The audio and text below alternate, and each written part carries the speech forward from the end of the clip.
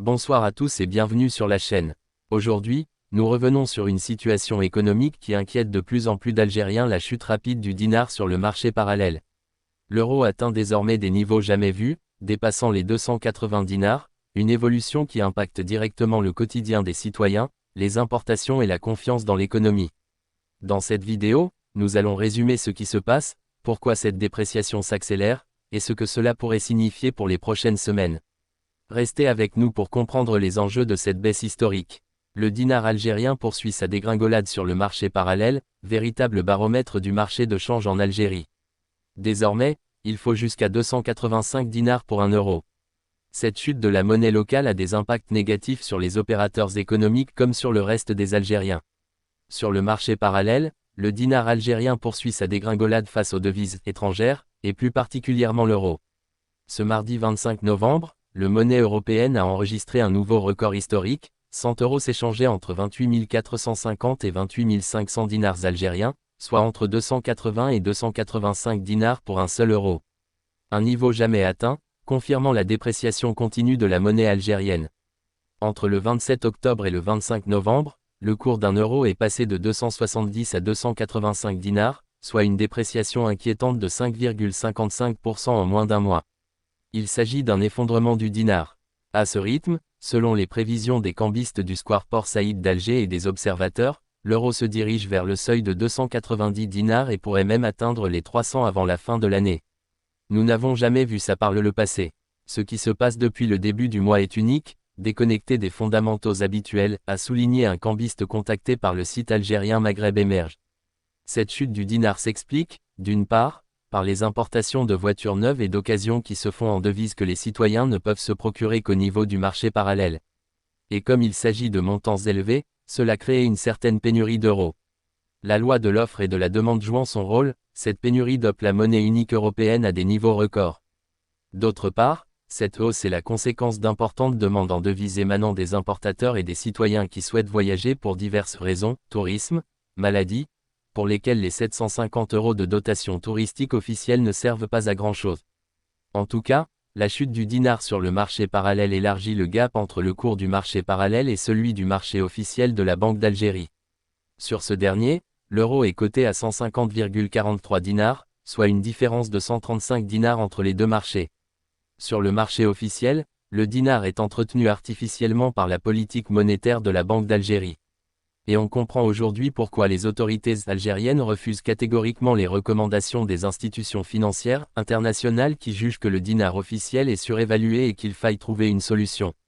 Vu le gap entre le cours officiel et le cours du marché parallèle, un rééquilibrage des deux taux, comme l'ont fait l'Égypte et le Nigeria, risque tout simplement d'entraîner un effondrement économique du pays. Et malheureusement, les autorités ne font que repousser cette échéance, surtout si les cours du baril de pétrole ne remontent pas. Or, toutes les projections semblent aller dans le sens de la poursuite de la baisse en raison d'un excédent de l'offre en pétrole. Les experts de la Banque mondiale tablent sur moyenne de 68 $ le baril de pétrole en 2025 et 60 $ en 2026.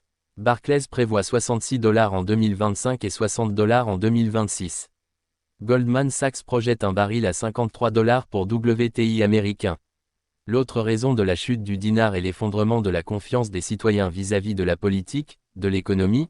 En effet, l'économie algérienne est totalement dépendante des hydrocarbures qui représentent environ 40% des recettes du budget de l'État et 95% des recettes d'exportation du pays.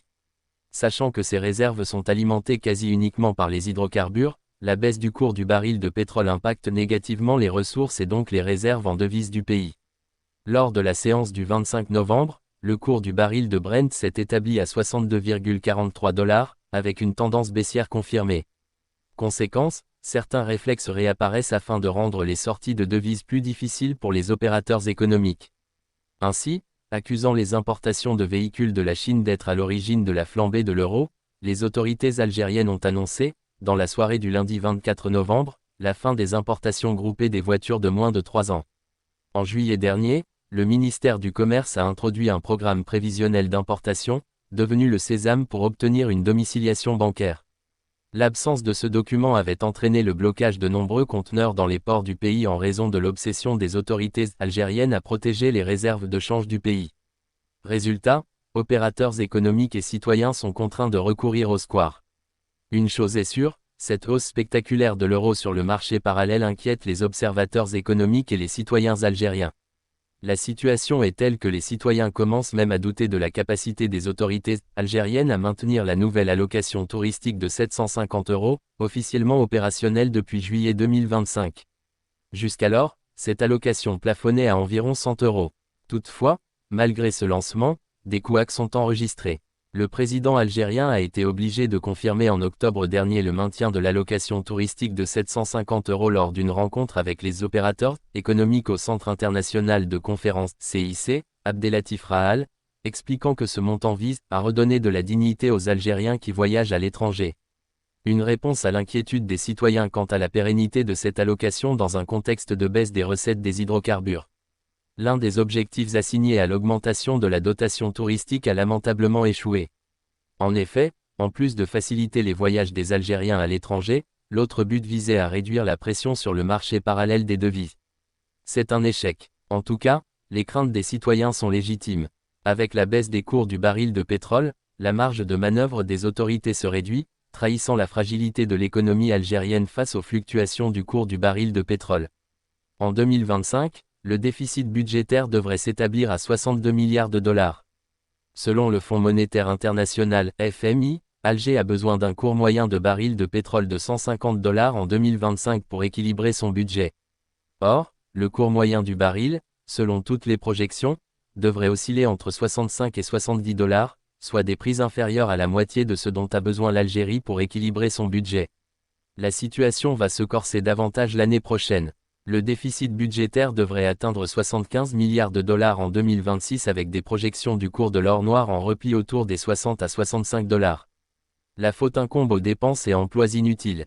Alors que les recettes reculent, le régime politico-militaire maintient sa politique de défense à laquelle il consacre, en 2026, un budget de 3 205 milliards de dinars, soit environ 25 milliards de dollars, dont une part importante servira à acheter des armes et donc générer des rétrocommissions au profit des généraux.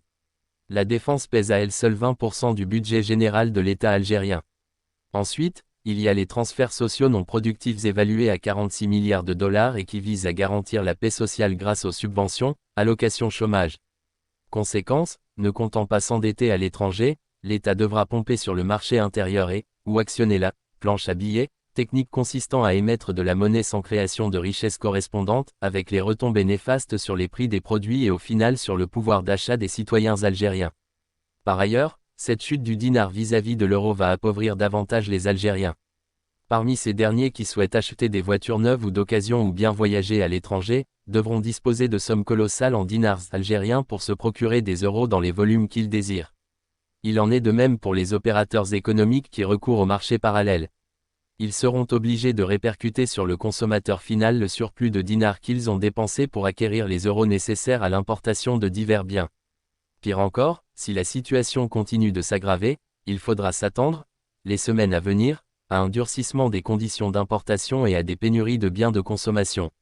La dégringolade du dinar algérien n'est que la conséquence d'une économie pilotée par un régime politico-militaire fondé sur une rente pétrolière dont il ne maîtrise pas le cours. Merci d'avoir suivi cette vidéo jusqu'au bout. La situation du dinar évolue rapidement, et nous continuerons à vous tenir informés des derniers développements. N'hésitez pas à partager votre avis en commentaire comme vivez-vous cette hausse de l'euro et ses conséquences. Si la vidéo vous a été utile, pensez à liker, vous abonner et activer la cloche pour ne rien rater. À très bientôt pour une nouvelle analyse.